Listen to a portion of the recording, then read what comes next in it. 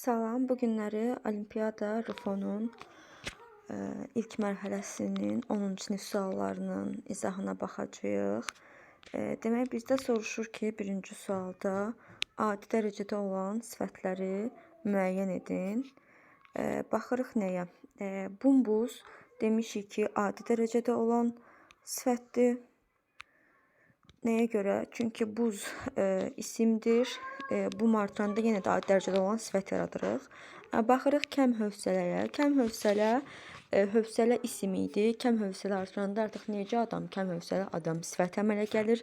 Açıq qəlbli bilirik ki, mürəkkəb sifətdir. 1, 2, 3 büsbütün bu zərf əmələ gətirir. Açıq sarı azaltma dərəcəsindədir. Kəm şirin də azaltma dərəcəsindədir. Məhz buna görə cavabımız E variantı birinci sual doğrudur. Hansı fikrin əvvəlində bəzi sözünü əlavə etmək mümkün deyil? Bu sual biraz problem yaratsa da, toplu isimlər cəm şəkilçisi qəbul etmir. Bəzi toplu isimlər cəm şəkilçisi qəbul etmir. Doğrudur. Hansı idi? Cəmaət və əhali. C-yə baxaq. Modal sözlərdən əvvəl və sonra vergül qoyulmur. Bəzi modal sözlərdən əvvəl və sonra vergül qoyulmur. Bu da doğru fikirdir. Nəyə görə? Bizim sanki elə bir güya modal sözlərimizdən əvvəl və sonra vergül qoyulmurdu. Nida cümlələrinin sonunda nida işarəsindən istifadə olunmur. Burada bəzi nida cümlələrinin sonunda nida işarəsindən istifadə olunmur. Bu yanlış fikirdir. Yəni elə bir nida cümləsi yoxdur ki, ondan sonra biz nida qoymayaq. Ona görə də D-ni götürəcəyik. Cümlələrdə xəbər iştirak etməyə də bilər. Bəzi cümlələrdə xəbər iştirak etməyə də bilər. Bu da doğru fikirdir. Nəyə görə doğru fikirdir? Çünki adlıq cümlələr, söz cümlələri var ki, orada xəbər iştirak etmir. B-yə baxaq. Mürəkkəb cümlələrin növünü yalnız intonasiyaya görə müəyyənləşdirmək mümkündür. Bu əslində bəzi mürəkkəb cümlələrin növünü doğru ola bilər. Nəyə görə doğru ola bilər? Ona görə yəni bunu yazmayacağıq da təbii ki. Çünki bu yanlış yazıb şagird. Ona görə ki,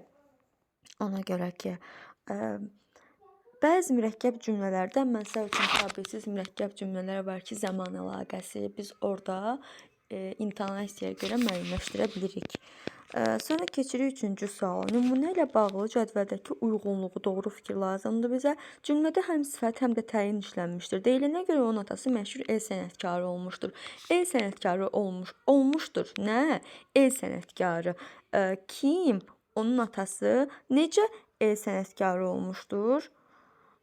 Deməli, el sənətkar olmuşdur, birlikdə getdi, məşhur, təyin və sifət. Doğrudur. Həm sifət, həm təyindir. Nəyə görə məşhuru el sənətkarı ilə götürmürük? Çünki söz öz zaman tərkibin daxilinə gedər ki, o fe'li birləşmə tərkibi əmələ gətirsin. Ona görə də cavabımız olacaq A variantı. Ara söz fikri mənbəyini bildirir.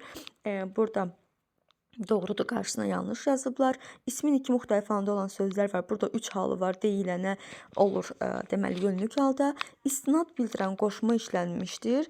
İstinad bildirən qoşma, görə qoşması burada var. Yanlış yazıblar. 2 sözün yazılış səhvində yol verilibdir. Amma bizdə sənətkar sözünün yazılışında səhv var. Ona görə cavab olacaq elə A variantı. 4-cü sual. Hansı variantda uyğunluq var? Gəl uşağın yazdığına baxaq. Dilə gəlmək doğrudur. Səbri tükənmək, onun sinonimi. Bəli, dilə gəldi, səbri tükəndi.